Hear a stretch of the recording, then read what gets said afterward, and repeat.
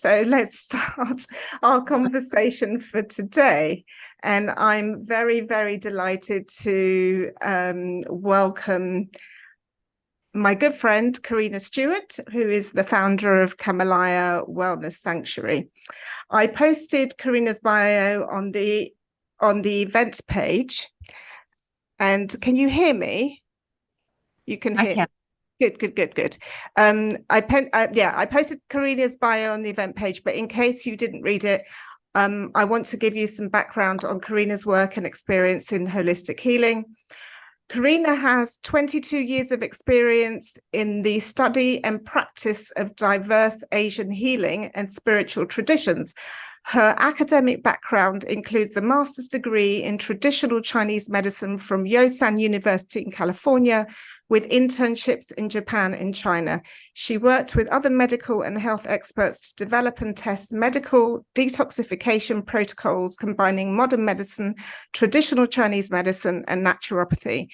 In California, Karina also designed and directed a medical detoxification program at the Hall Center and facilitated her awakening retreats in several cities, which focused on cellular detoxification and purification practices from Eastern and Western traditions. Wow, that's an impressive bio. I've read it out now. Welcome, Karina. Thank you so much for being with us today. Thank you so much, Stella. It's always an incredible pleasure to discuss health with you. I just thank you very much for the opportunity. Oh, thank you for being here. So, I mean, that is a very impressive list and an extensive bio. But can I just ask you, what do you think drew you to this work originally? What kind of, made you go into this, follow this path? Yeah, I think from very young, from the age of 8, I wanted to be a psychiatrist. So, that's a really young age to think I want to study people and I want to get into their heads and I want to understand what makes people tick.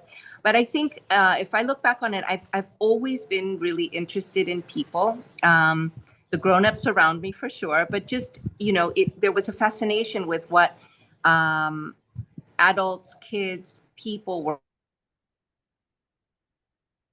Interest was honed in when I think I was 9 or 10, and my mother was diagnosed with a life-threatening disease, a diagnosis of cancer. And in her efforts to not just survive, and get over cancer, but really to have a long and vibrant life for her 3 daughters, she embarked on a path that took her into the complementary / alternative healing world. This is in Mexico at a time when this was not by any means well accepted. But she did have surgery, so she did use Western medicine, but she chose not to do radiation or chemotherapy and instead made enormous life changes. We became vegetarian at the time. She started studying yoga and meditation. And she just really embraced everything that would help her survive and thrive again. She had 3 little girls that she wanted to be sure to remain alive for. And I think because I was raised in that environment where not only did she reverse the diagnosis, if you will, she went into remission. To this day. She's alive. She's 84. I'm thrilled to say. But I got to see what was possible. It wasn't weird or strange or a maybe or a last recourse. It was really to live a lifestyle that promoted health physically, emotionally, mentally, was something that was just part of our vocabulary, part of our home culture. And I think that then meant I was very, very open as I was growing up to continue to learn, or at least to be exposed to and be intrigued by and curious about all kinds of things. I remember going to, chiropractors / osteopaths for problems, whereas other people would have been maybe going in to see orthopedic specialists or many, many examples that way. Now, my mother was not adverse to Western medicine, traditional allopathic medicine, but it wasn't her first recourse unless there was an acute infection, in which case that was the first line. But and so that's what I grew up with. And so as I grew up and I went to university, by the time I got to university, I knew that I did not want to spend another 10 to 12 years specializing in a field, whether it would have been psychiatry or another medical field, where I would be using pills and prescriptions as a primary tool, I had changed too much along the way. Too much had changed in my worldview. So I was fortunate that after I graduated from university, I met an incredible Chinese Taoist master. And there my life took a radical different turn. So I think for me, it was rather natural. It didn't seem extraordinary. Now, I do have relatives who would tell my mother, please, you can do whatever you want with your daughters and your life in your home, but don't bring those conversations into our home. That's how taboo it was. To be vegetarian at Yeah. the, I mean, that is so incredibly brave of your mother, especially at a time, all those years ago, and to have cancer, which is such a frightening, prognosis, to have cancer and to choose not to go down the traditional path is very, very brave. it was very, It's very brave, very courageous, and then that's a great story, of course, to hear that she was healed. But I can see why now you, of course, have taken this route, because your mother, I guess, largely affected your decision making. But then also, I really believe some people are just born to do this work, and it's just part of their characters, and that's who they are. And you, as from the age of 9, wanting to be a psychiatrist. I mean, most people at the age of 9 want to, I don't know, be a nurse. Well, actually, maybe a nurse or I remember wanting to own a sweet shop when I was 9. So, that's usually where people go with it. But so at Kamalaya, you're the chief wellness officer, apart from being the founder, of course, with your husband, John. What does that mean to be a chief wellness officer? Yeah, it sounds like such a complex title. Really, it's that I have been spearheading from the very, very beginning Kamalaya's approach to health and well-being, whether it is our wellness programs, whether it is the type of practitioners that we invite to join us as part of our core team, curating what visiting practitioners also are invited to Kamalaya, as well as what foundations of nutrition and what the core philosophy for food as medicine is Kamalaya's approach to food as medicine. So you can say that because I did study this extensively, when you were reading that, it was 22 years, right? But that is written 20 years ago. It's now 42 years that I okay. feel, right? Because we've been working together for we've so been working long. together.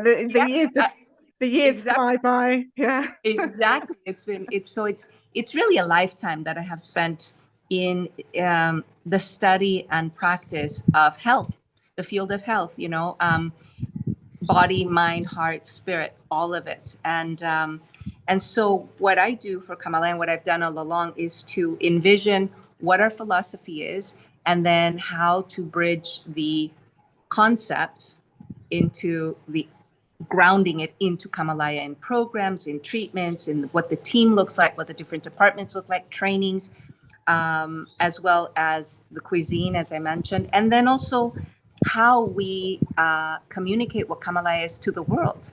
Because, in the beginning, I wasn't engaged in this way. And our team, our sales and marketing team, had a really difficult time knowing how to communicate what Kamalaya was. And so I was recruited into that department because I had the knowledge, the depth of knowledge to be able to express and communicate to the world, this is what Kamalaya is, this is how we're different, this is what we do. And so my role kind of encompasses all of that. Now, I'm not involved operationally the way I was for many, many years, but I guide that team in each of those departments, and I work very, very closely. In fact, yesterday we had a food tasting. Like, it was all about these special purple sweet potatoes, and I think I had like 8 dishes with sweet potatoes in them. So that's one of the most fun part is I get to try out a lot of. I volunteer.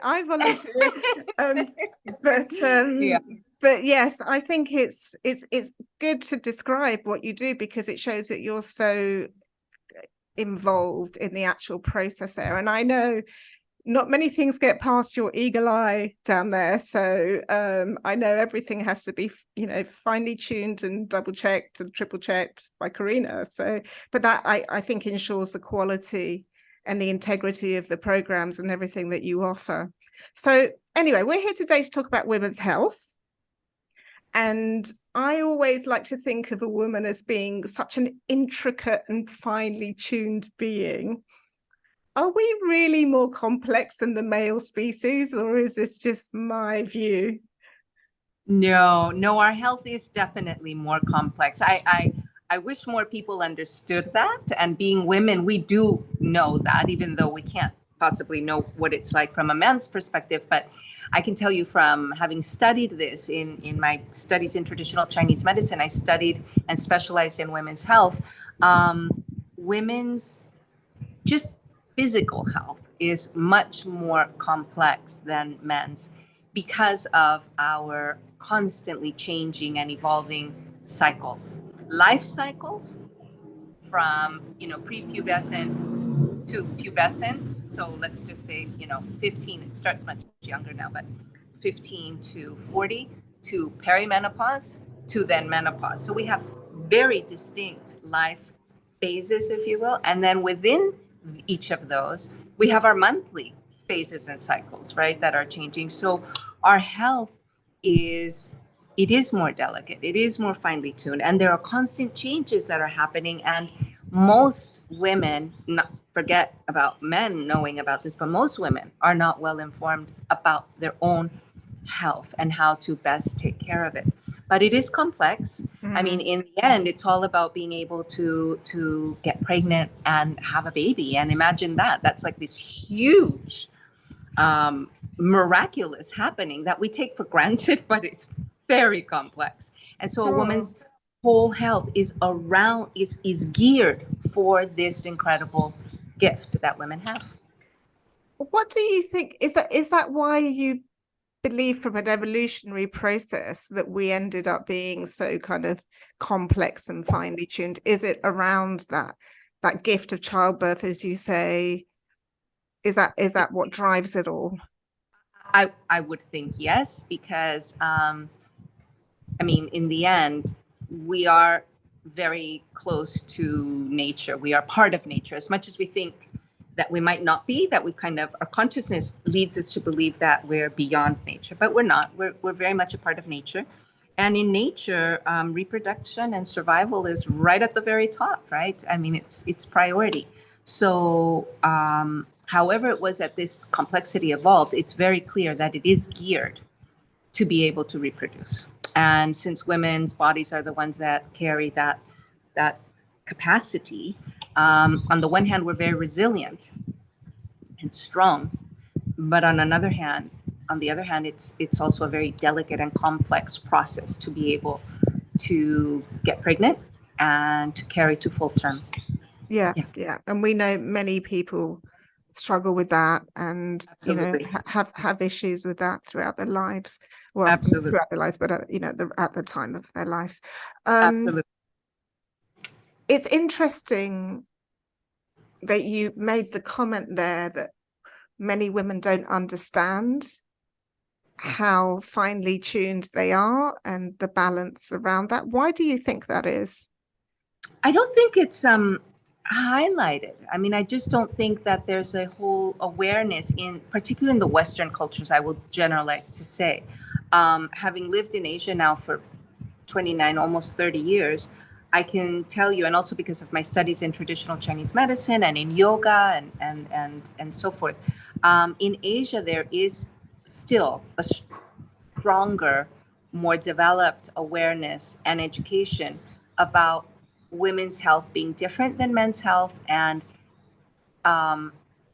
practices, lifestyle things, herbs, dishes that women should do or ingest, and when they shouldn't, and how to look after themselves. For example, they have those traditions, whether it's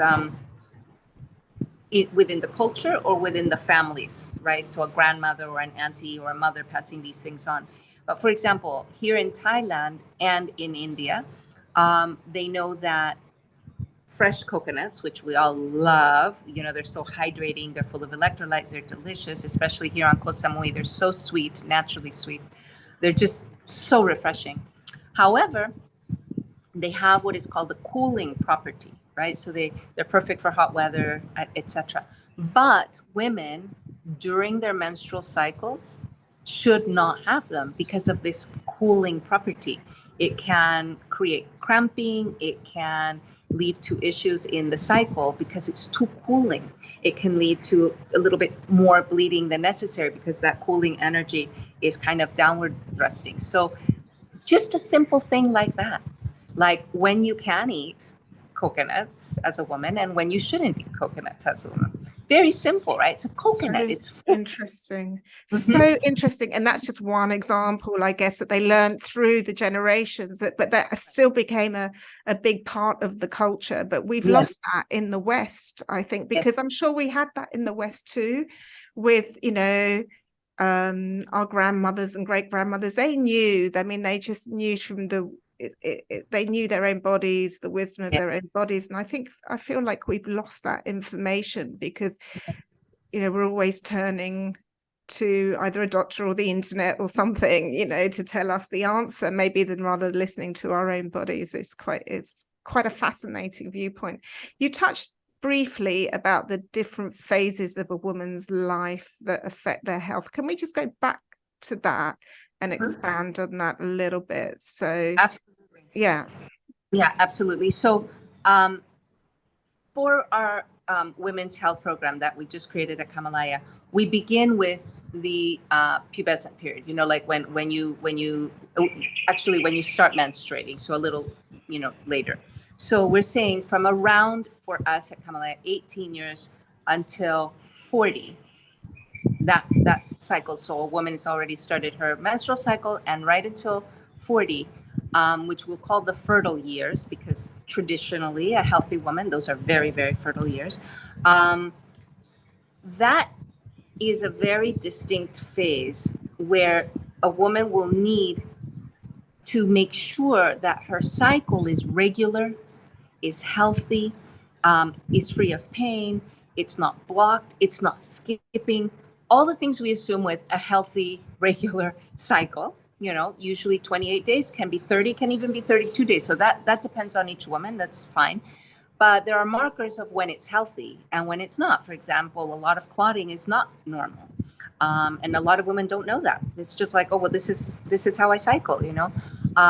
Pain is not normal. Skipping it, if it's too short and there's not a complete flow, that's also not healthy. There are many things about that. So that is really important. Whether or not a woman wants to get pregnant, she needs to be very regular and healthy in her cycle. It's an essential part of that stage in life. And there are things that can and need to be done for that. And then there's the second cycle, which is from 40 to 50, which is peri-menopause, which more awareness is coming in the media and publicly. But my gosh, it's long, long, long overdue.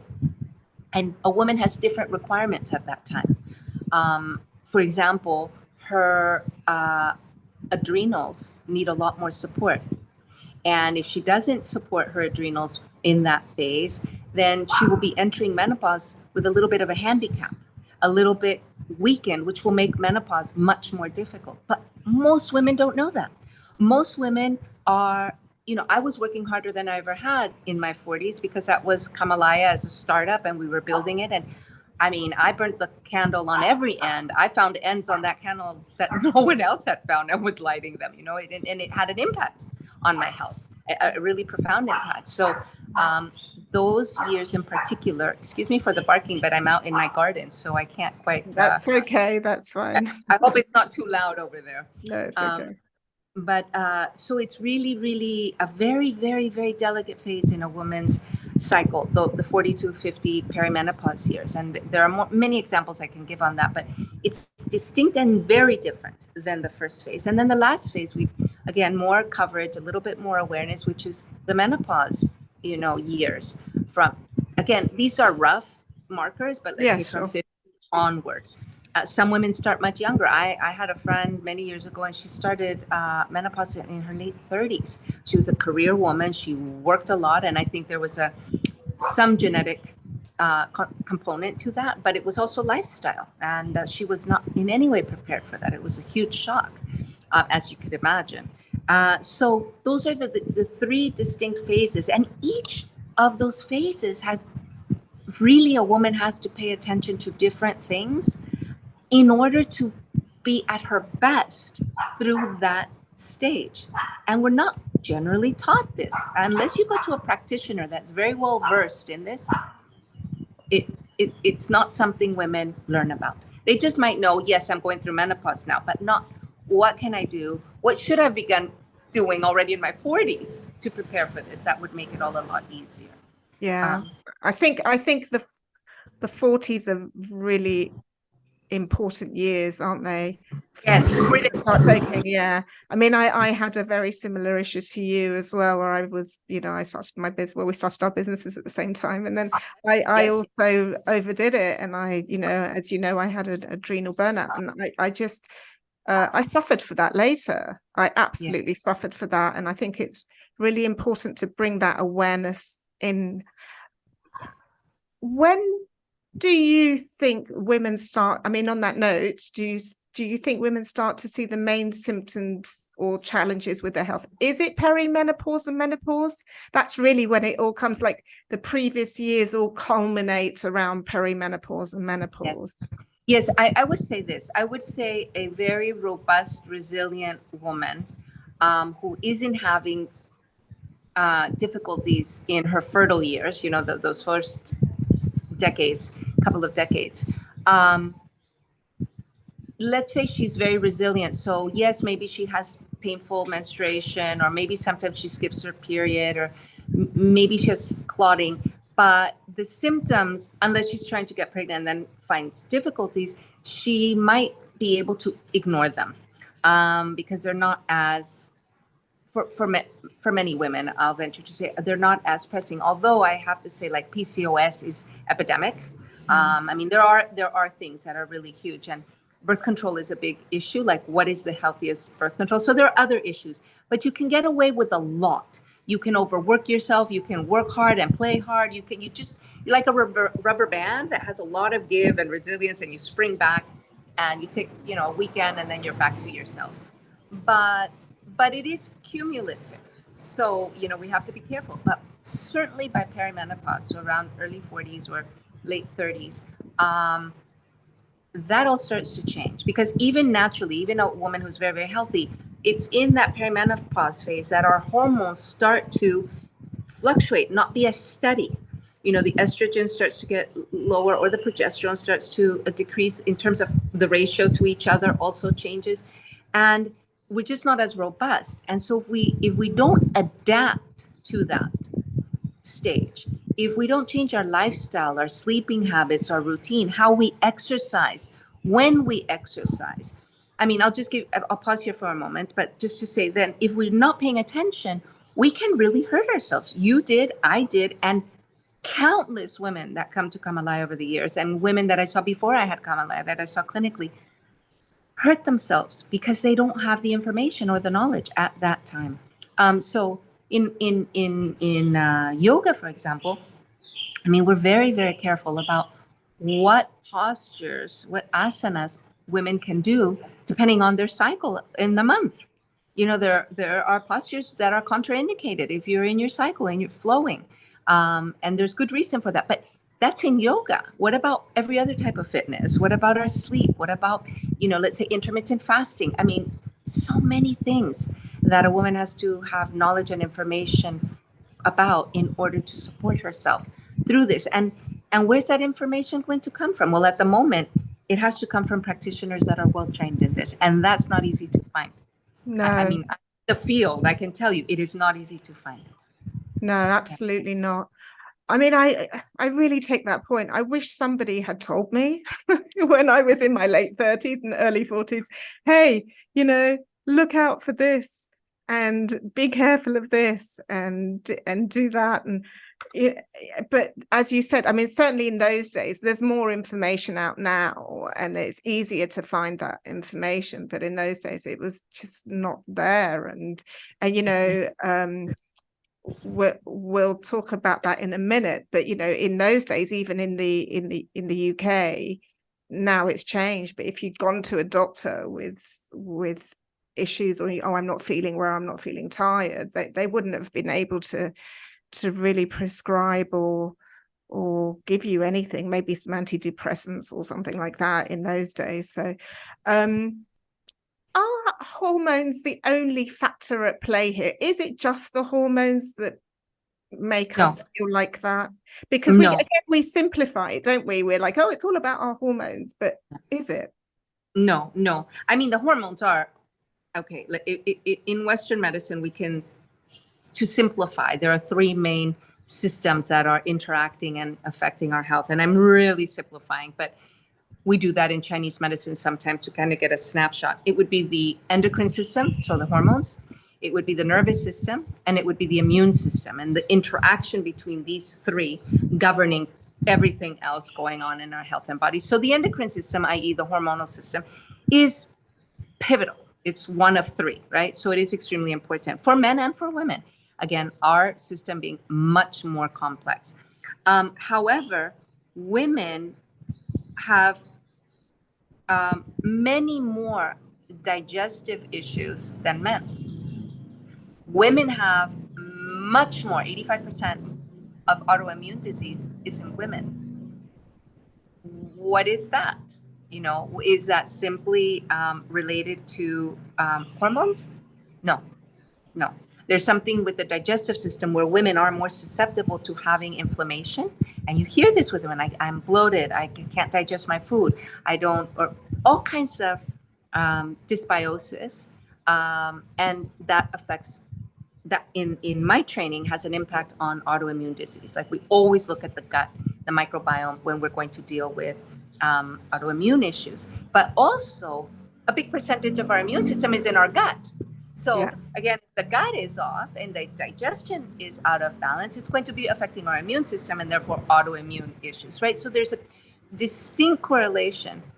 Women are more prone to these. Now, in addition, if you think about the microbiome and the gut and the connection to brain health, women are very susceptible to anxiety and depression, right? So, and in my estimation, we have to look as a foundation at the gut, at the microbiome, at what issues are happening there. Are there food allergies, food sensitivities, etc.? This is a big topic, that women are more susceptible to digestive issues. So that's already there, more than just hormones, right? Much more than just hormones. That's really interesting. And I have heard about that much more recently, about autoimmunes originating in the gut. And I think that's being spoken about a lot more now too. So gut health is paramount, really, isn't it? Paramount. I mean, you touched on it earlier about the Asian women and women from Eastern cultures. Is it true that they have less symptoms during peri-menopause and menopause? Overall, yes. Although I would say, and I can't verify this with data, but I would say that we would have to look again in the big cities like Hong Kong, Singapore, KL, that have Western lifestyles, basically. That have densely populated centers. So again, when you have the stress of a highly dense population, the pace of the cities, the stress, of that density, the late hours, because when you're in a city, you do tend to go out more at night and stay out, etc. And whatever the career impact is as well. Are women more prone to be working and having the family, that intensity in the city? So there are many factors, I would say. But yes, of course, Asians do tend to eat more soy products. It's a phenomenal source of protein if you're not allergic or sensitive to soy, and you really need to check that. Because in the same way that Asians tend to be, if we generalize, sensitive to lactose and dairy, Westerners tend to be sensitive to soy. So you need to make sure you tolerate soy well. But if you do, it's wonderful because it has the high content of phytoestrogens. But I don't think that's the only factor. I think it's the diet in general. There are lots more fresh fruits, fresh vegetables, not as much heavy on the protein and on the dairy, so to speak. And it's a whole lifestyle as well. The being part of a social group, women, for women's health, physical and emotional and mental, women need to be part of a social group of not just their immediate nuclear family, but more than that, and especially women friendships. And I find that in Asia, those traditions are still very, very alive, even in the big cities. Oh, really? In what yeah, sense? yeah. What, lots of kind of women's groups and women's circles and lots of women getting friends. together a lot more? Yeah, women, the whole idea of being in a sisterhood, like having your colleagues are part of your friendship, even if it's not in a particular group, but making time for those women friends, going out with them, spending time with them. And then you have your sisters and aunties and cousins, so that the family as well. That has not been destroyed or withered away or kind of just vanished because of not enough attention to it as it has in the West. I find it very much lacking in the West unless you make a special effort to create it. Yeah, it's honoring, I guess, honoring the other females in your life, and giving them that time and space, as you say, and then it works the other way around, of course. Exactly. I think in the West, this may be quite a contentious statement, but I think in the West, women have tried so hard to get to equality with men, for equal rights and all of that they've been fighting in a male system to do that, and by doing that they've had to take on male behavior. They've had to almost emulate like male characteristics to be able to get to the point where they feel that they're equal to men, and certainly to feel like, they're, women are ambitious, certain women are ambitious, and why shouldn't they be, why shouldn't they want to achieve and do well in their careers and all of those things? But we've been doing it in a male environment. I don't know if I've ever told this story before, but many moons ago I worked for a big corporate company, and I had my child, and he was very young. He was 2, I think, at the time, or 3. And I was trying to juggle it all, and I was doing well, and I was being promoted, so I was super ambitious, and I really wanted to do well. But what was happening was after work, the boys would go to the pub. And that's where, the networking and the schmoozing was happening and whatever. And I had to go rush home for my baby. And I remember thinking about it and thinking, God, this is just not right. The way, nothing against the men, because the men were all, nice people, but it was just the whole culture and the setup. And I think that's really why women in the West are dealing with these issues, because they've had to, certainly our generation have had to really fight through it. And by doing that, we've lost our femininity to a certain degree, and we've had to take on this male behavior. But intrinsically, that's not really right for us. And so our bodies may be resisting that, and our soul, and our soul. So some people may disagree with it. I think it's changing now. It's changing quite a lot, but there's more awareness. I think there's more awareness about the importance for women to spend time with their women relatives, their women friends. I mean, we evolved that way. We evolved in these more extended family units, and then also being part of a little village or a little tribe. The network, the social networks were very strong and really important. And for women, I think it's a particular loss when we don't have it, when we're really isolated in a suburban area, far away, let's say, from our friends and the people that we go to work with, let's say, or family.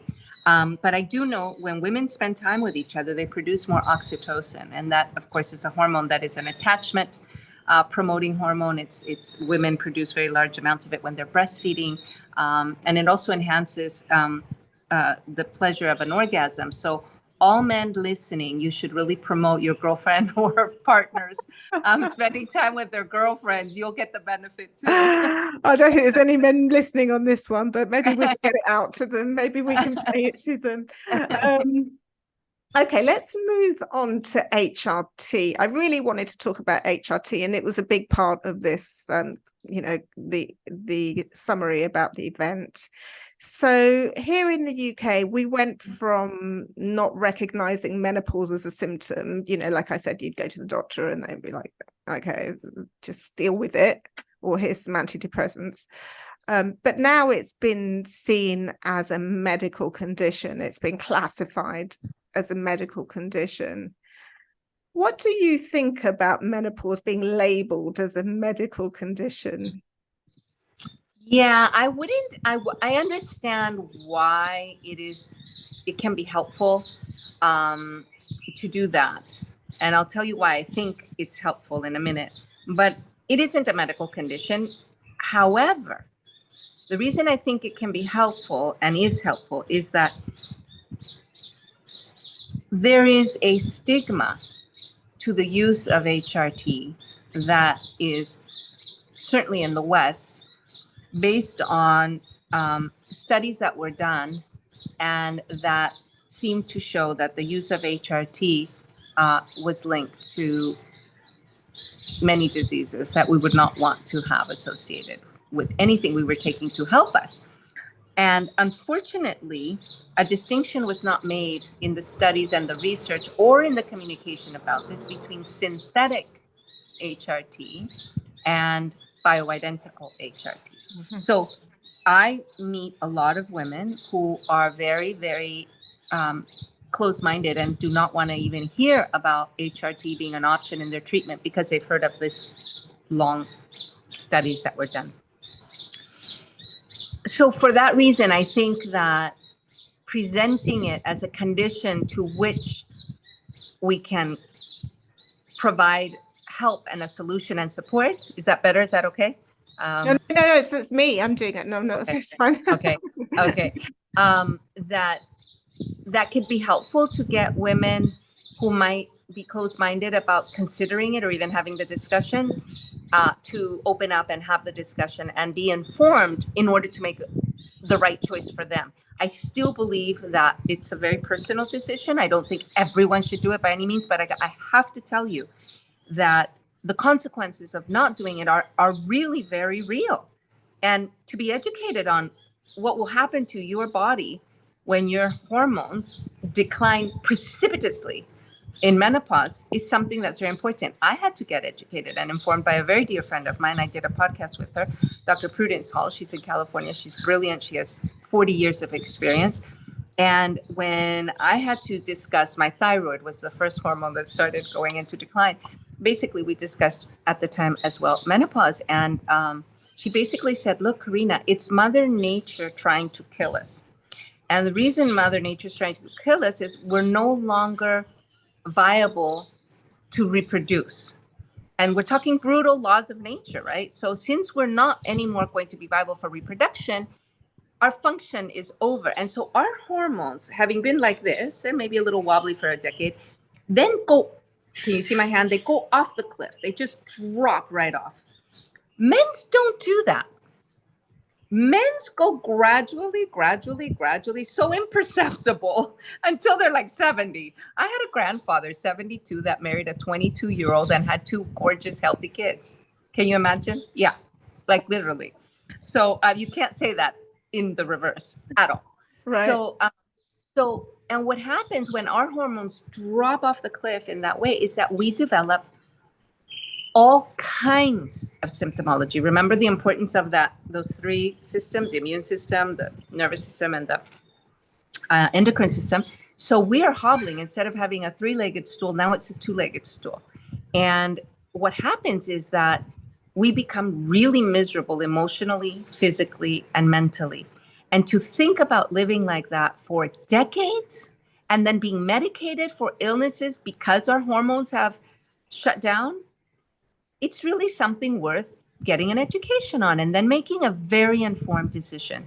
I don't think every woman should go on to hormones. I think it's a very personal decision. If there's a history of cancer, particularly, reproductive, system cancers, it's something you need to discuss with your own doctor, but be sure you're working with a very well-informed doctor on Yes. bioidentical hormones, not synthetics. I would be very, very cautious about recommending anyone consider synthetic hormones, but the bioidentical ones, definitely worth getting an education.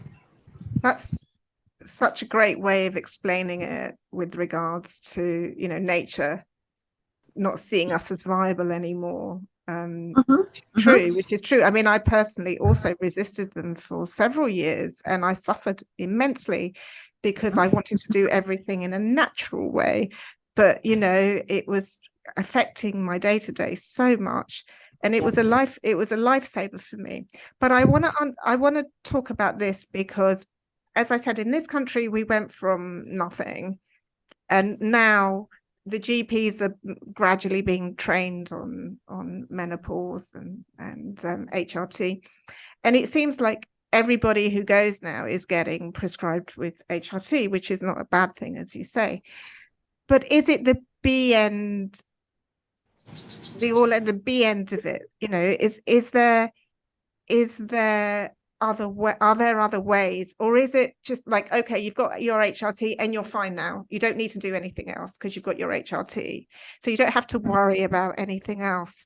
And I feel that we've gone from one extreme to the other, where it's a far more complicated and nuanced approach that is needed, and each woman is different, as you say. So it feels like okay, we've gone from nothing to all. And even in the UK, there's been a shortage of HRT. They've had to ration it and your prescription, because it became so prescribed and popular. So I wanted to discuss that with you. Yeah So I again, HRT is not my specialty. Women's health is, and specifically from the traditional Chinese medical point of view. So I really want to be clear.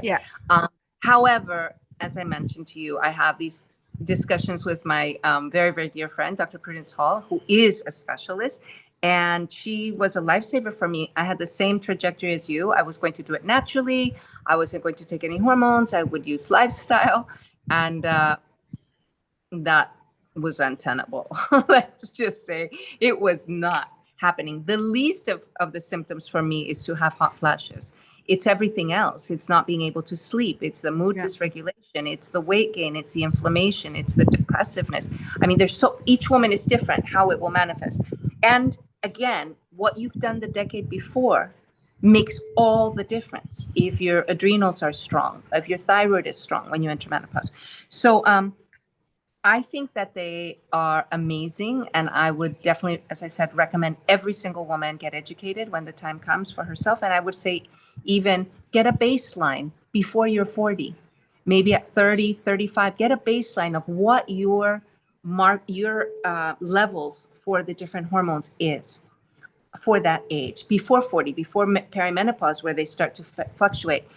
Because again, not everyone has the same estrogen levels, and what allopathic medicine tends to do is create average dosages, average markers, which may not be the right amount for you, the right level for you. So you really want to, if you can, get a baseline. I did not have a baseline.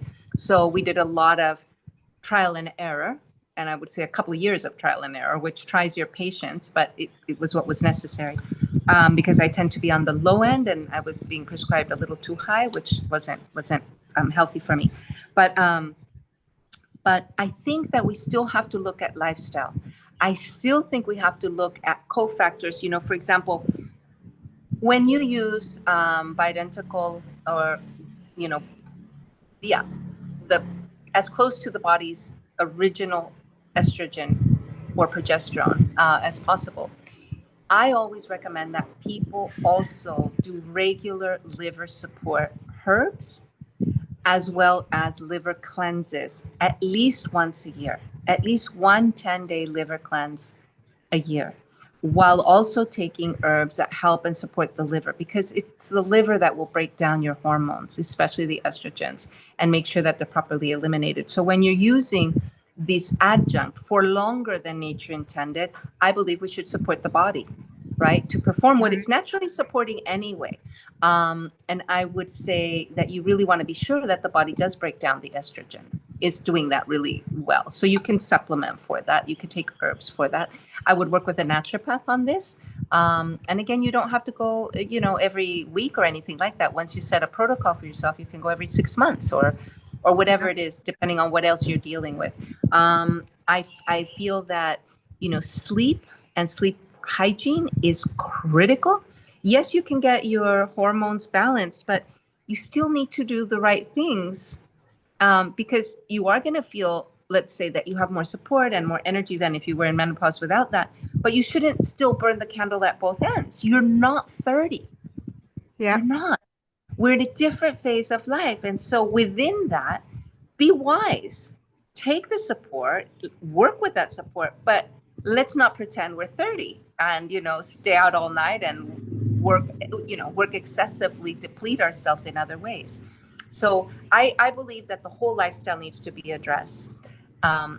So again, it's the sleep, it's the exercise, it's the nutrition, it's the social milieu, our connections. I think that support is critical for us as we get older as women. Yeah, all of it. And definitely work with a naturopath. And working with a naturopath. Now, that leads us on nicely to your new Radiant Bliss program at Kamalaya, because I found it interesting that you've been operating Kamalaya for how many years now? I don't remember. 18. 18. We're at 18 years. That you've only just launched this program, and I think it's because in typical Karina style, you've studied it very carefully to make sure you get it 100% correct.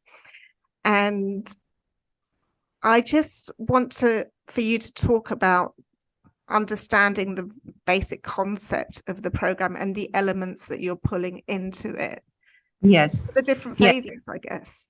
Yes. Like with every program that we have at Kamalaya, our Radiant Bliss program, the women's health program, is personalized to our female guest. So it is a program that we've created where we have pulled from naturopathy, traditional Chinese medicine, Thai traditional medicine, because the Thai culture has a lot of wisdom and practices for women's health, pre-getting pregnant, post-getting pregnant. I mean, it's incredible, very beautiful traditions. Of course, we're drawing also from, functional medicine and gut health overall. And we're pulling from these traditions to create the skeleton of what the program would be, depending on the length of stay. But then within that, the first level of personalization is where in the life cycle the woman is, the guest. The second stage is specifically, what is she going through, right? Obviously, maybe her cycles are perfect, but they're painful. Maybe she's irregular and she only has cycles every 3 months. I mean, again, in the first phase. Same with the second phase, same with the third phase. We're not all the same, even though we can look at women's health in this larger way. So we have to identify what phase and then what specific things and the family history. It's very, very important. And then based on that, we're basically going to address that therapeutically. So there are treatments. There's not just hardcore like the naturopathic consultations or nutritional consultations or Chinese medicine, but the soft touch treatments as well, that are very, very helpful for women. For example, Kativasti from Ayurveda, where you're really warming and treating the adrenal glands, or one that's Lana massage, that's from Thai traditional medicine, which is we basically light the abdomen on fire, but you don't get burned, but it's a deep penetrating heat into the abdomen, but not for every woman. For some women, that would be contraindicated. And so we're drawing from the soft touch therapies, but that are very therapeutic, as well as the more intensive, holistic, complementary modalities. And in a short period of time, you can experience some of the benefits, but most importantly, you will get an education for what to do to better look after yourself as you move forward, in your life phase. So let's say someone wants to prepare to get pregnant. What can they do? I would recommend anytime a woman wants to get pregnant that she spend 3 months to prepare. Really spend 3 months to get your body in optimum health so that that pregnancy doesn't wipe you out, because that baby will take priority, and also gives the best chances for the baby. But let's say you've moved past that phase. How do I prepare for menopause? I'm 45. What can I do? That. And then, of course, I'm in menopause. What can I do? And one of the things that I really am very passionate about, Stella, is reframing menopause for women. In the West, it's dreaded. It's like, oh my God, it's like no one wants to say it. When I first used to try to talk about it in London ages ago, it was really a taboo word. It was like I had ones like, no, don't say that word, because it was like a death sentence. It's like you're invisible, you're withered up and dying, you're the crone. But menopause on a more symbolic level and a potentiality for women is the closure of one phase of life. Yes, you're not going to be getting pregnant and having babies, and most or many women will have raised their family at that point, or very nearly raised the family. So the closure of that, or the transformation of that, the children leaving the nest. But while it is an ending, it's also the opportunity for the most profound metamorphosis that a woman will ever go through, other than being pregnant and having a child. So it is that possibility which I would like to highlight for women going into menopause, because it's available if we can reach for that, if we can envision and want that. But it's not going to be made available that way by society. That's not the view at large. And understandably, because it's not really the fruit-bearing stage. But it is a time when we as women get to do it for us now. Having given all that care and love and attention and energy to family, now we get to give it to ourselves. And I know my 50th birthday was such a liberating birthday. I can't even tell you. I was levitating. I was exhilarated. And it was really that thought, now I get to do it for me. I had birthed Kamalaya. I have this marriage with a magnificent man. And I have spent a lot of time making sure he survived a life-threatening disease as well. And I've given a lot. And all of a sudden, it was like I became aware of the fact that now I get to start to give it to me, more to me than I had ever before. So I want to encourage that thought that it's a rebirth, a metamorphosis, or the potential for it if women want it. It's so true. I've seen so many women transform and become much more vibrant and really know themselves as they go through menopause and come out the other end.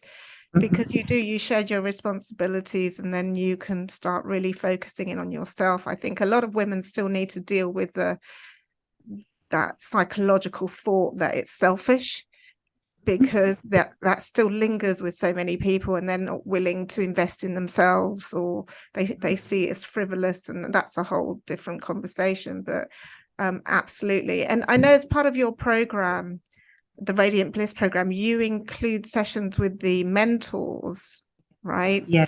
What's the thinking around that? Just tell us a little bit about your mentors and what the thinking. So our life enhancement mentors are all deeply trained, decades trained in, I want to call it the science of the mind, the science of human nature. It is very much from the Southern Indian tradition of meditation, but it's much, much more than that. It's really understanding how our mind works. So you could compare it to like deep studies in Buddhism, but not religious Buddhism, rather the deep wisdom contained of understanding human nature and the nature of our mind. And the mind is a source of incredible wisdom and liberation and consciousness, but it's also the source of a lot of pain, shortcomings, feelings of being trapped, et cetera, et cetera. So our idea why we have included this particular, these sessions, is that depending on a woman's journey, she may be contemplating, do I want to have a family or not? Is this something? And if so, when? These are big things for women. I remember when I was in that stage. And to what degree how can I balance my career and the desire to have a family? And where's it going to give? I mean, these are complex questions now. They used to be so natural and effortless, but it's not the case anymore. So many households rely on two incomes to make things work well.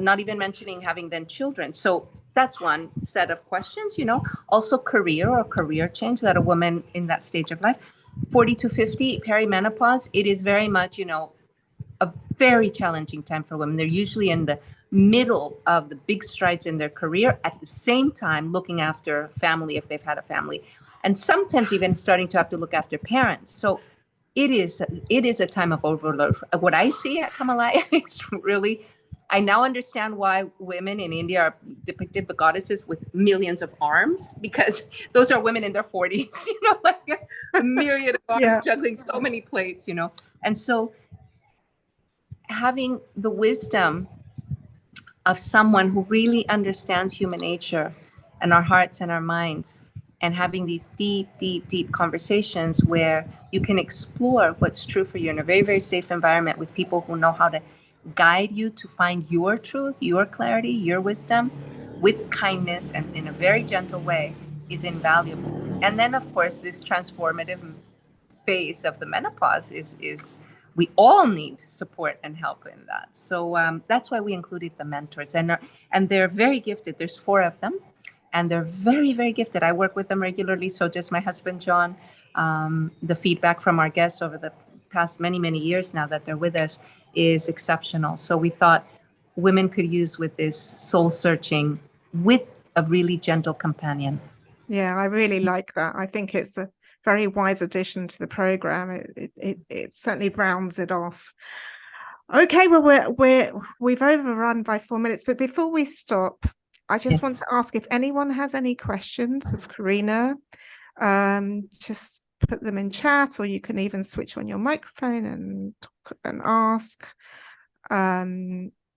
Feel free to do that. I could talk to you for hours. We could go on for like 3 hours. This whole, as you were talking, I was thinking of more and more questions for you, but we sadly we're running out of time. We have to do it again. We will. We will do it again.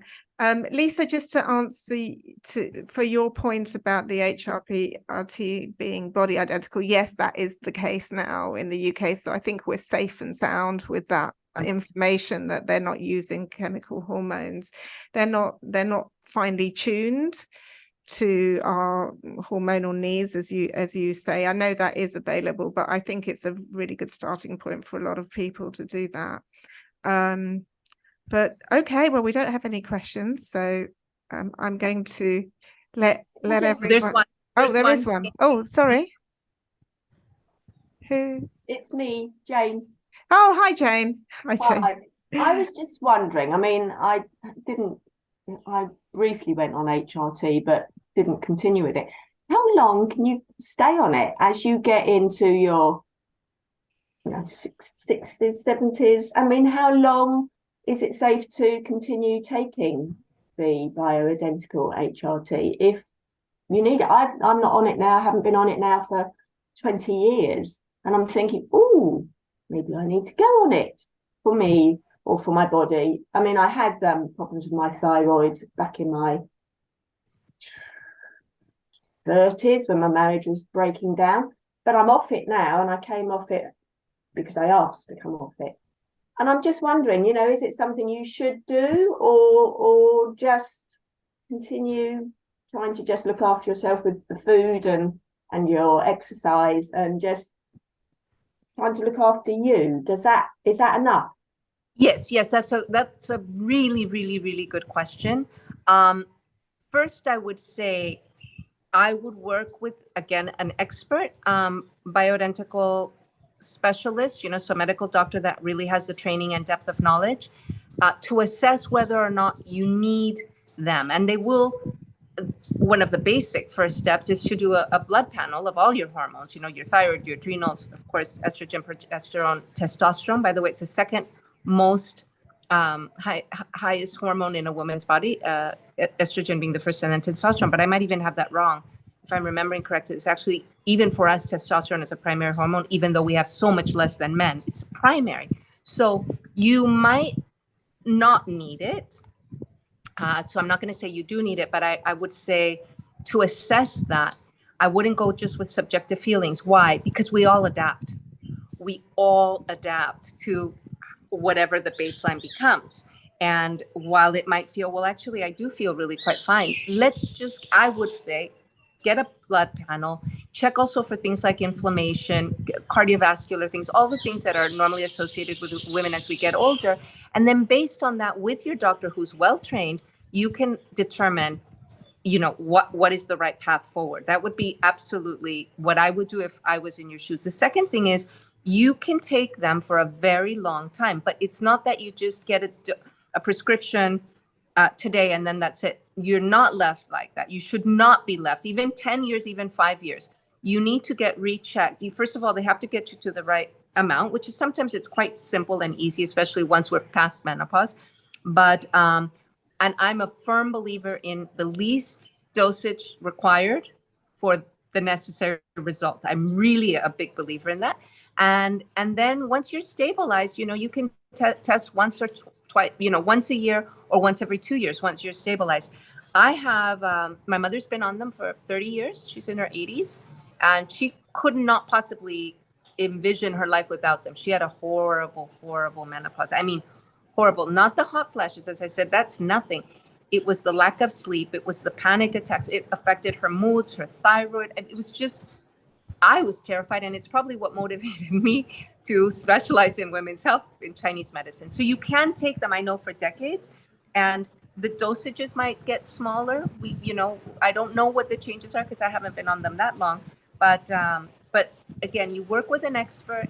They follow you up. If they're forgetting you, you put it in your calendar for follow-up. Don't expect them to do the follow-up. It's taking responsibility also, and continue to do all the other lifestyle things. That's the best combination, in my opinion. But you might get lab work and they say, actually, you're doing amazingly well. There are people who do amazingly well, but that's not the norm. Interesting. Thank you very much. Thank you. Very interesting. Welcome. You're welcome. There's a comment. You look great. Yeah, she looks amazing. You look amazing, Jane. I wanted to say that. You do. Yeah. You look terrific. So you're doing all good things. That's clear. Thank you. Very kind. There's a comment here from Deborah, who says that she had breast cancer 7 years ago and had to stop HRT. She's had a hysterectomy. She's had half her thyroid removed, and she suffers with horrendous hot flushes, sleep problems, depression.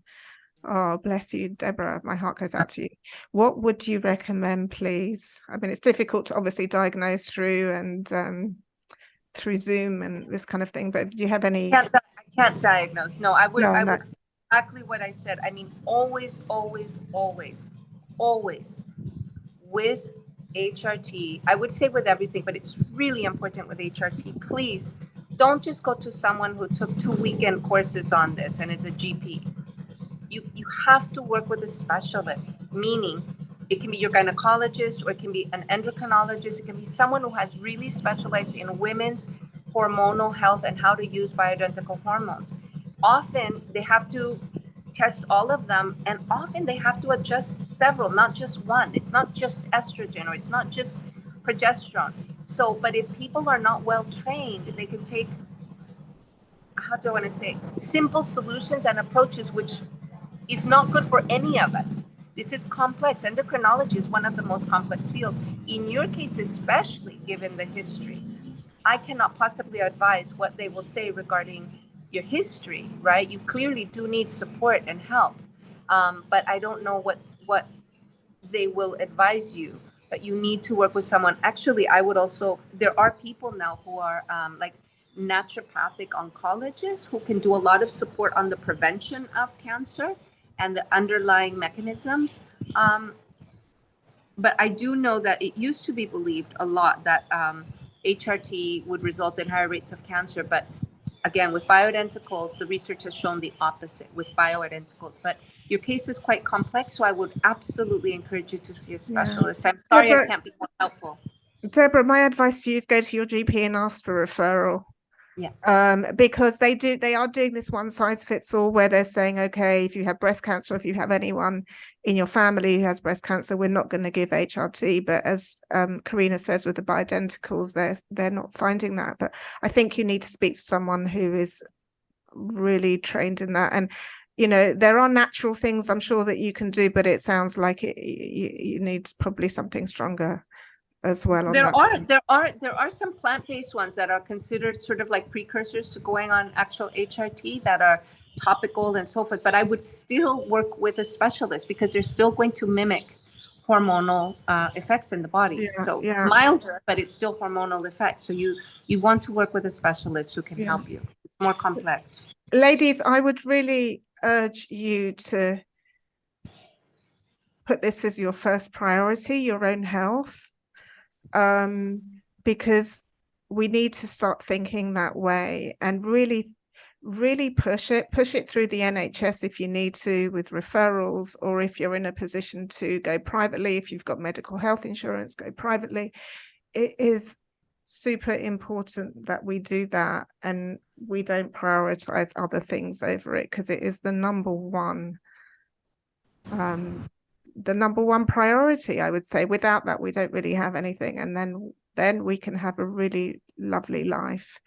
Mary's here. Hello, Mary, nice to see you. Join us here. Okay, well, we're gonna release you, Karina. Oh, it's been a pleasure. I would like all women to feel that there's so much that we can each do to fortify our health.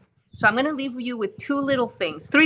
I mentioned already the girlfriends, spending time with your female friends, really prioritizing that as an amazing way of supporting and loving and self-caring yourself. So that's the first one. The second one is we do need more sleep than men, a whole hour more. So don't be shy, 8 to 9 hours, go for it. It's not being lazy. I mean, I tell you, when I got married, I was trying to keep up with my husband and he's like superhuman. And I hurt my health, So now that I know, it's like, yeah, honey, you go ahead. You push right through and do the 6 hour sleep if you want, but I'm going to sleep 8 to 9 hours, So take that time, the sleep, that restorative time. We need more of it. Our hormonal system, our adrenals require more of it. And the third is a little beverage that was taught to me by one of my Taoist masters. And it's good for men and women, but I particularly like it as a woman for specific reasons. And it's basically cinnamon tea, no black tea, just cinnamon, boiling up some, maybe 1 stick in 3 glasses of water, crush it, and then put a little bit of fresh ginger as well, grated in there, and a few goji berries and a touch of honey. I mean, really a touch, not much. And drinking some of that every day. In the morning is ideal. It tastes amazing. And it's super healthy for our gut, but also for the circulation of the blood. And our system is very blood connected. That's why blood is often used in cultures to represent women, or the color red. So it's beautiful. I love it. Everyone I introduce it to loves it. So enjoy. Okay. So let me just say that again. Cinnamon, ginger, goji berries, and honey. And a tiny bit of honey. Okay. Yeah. Okay, we'll put that on the... Lovely. Well, what a lovely parting gift that is. Thank you so much for your time. Thank you, Stella. Thank you for being with us. Thank you, everybody, for coming along. Lovely to see you all. Wishing you a wonderful week ahead, and we will be in touch with the next session. And this will be recorded. Well, it's recorded, as you know, and it will be put on the Wellbeing at Home site and on our YouTube channel. So if you want to re-access this information, it's there for you. It will happen in the next week or two. Take care, everybody. Have a lovely weekend. Thank you, Karina. Stella. Bye-bye. Thank you. Bye-bye.